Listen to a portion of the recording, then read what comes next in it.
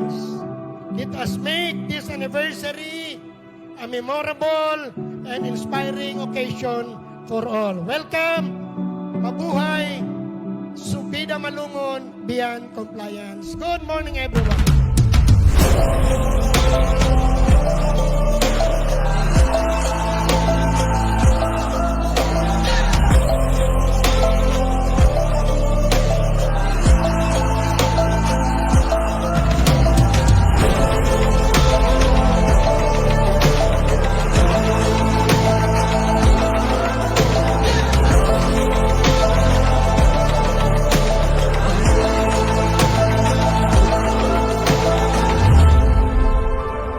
Tanang trabahante, tanang tribo, maski unsa pa ang inyong kahimtang og panginabuhi, padayon sa pagpangandoy, padayon sa pag-uswag. Kay ara ang Ginoo kanaton nga nagauban, nagapalangga o nagapanalangin kanato. Kay si Manny Pacquiao padayon pod na maningkamot o magserbisyo para mas makilala pa ang Malungon o Sarangani province sa tibuok kalibutan. We will be known all over the world for our rich culture, abundant place, and excellent people. There will be more investors. There will be more tourists.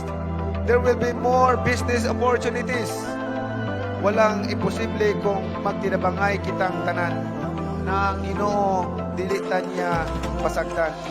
Hindi natin pagkalitan ang dalan naging halinan. Hindi natin pagkalitan ang dalan naging halinan. Hindi natin pagkalitan ang dalan naging halinan. Hindi natin pagkalitan ang dalan naging halinan. It all started with a dream and the fire from within. Our hearts engulfed in flames, and it's been burning ever since. And thankful to God that what drives us actually to do things is not because of our salary, because of any reward.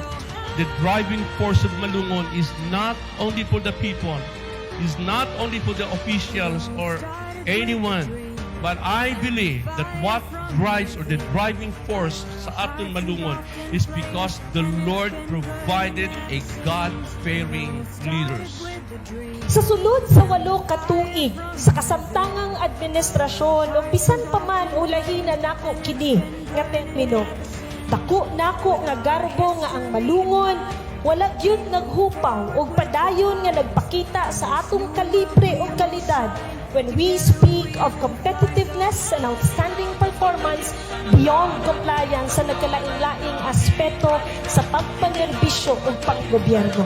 Pamatuod niini ang mga awards, recognitions and accolades in the provincial, regional and national level nga atong nadawat sukad pa sa akong una nga termino.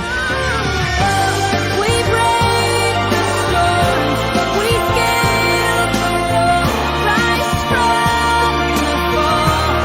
We've come so far, we fought the war for the sun and sky. We wear these scars, we've come so far. I foresee a place which will be a vibrant trade center of agriculture. I foresee a place which will be known for its hospitality and a place where culture will be renowned and practiced and respected as shown by the members of the IPs present here.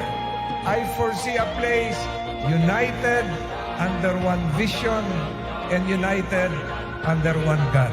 That is my dream as a visitor of your lovely place. Halinan.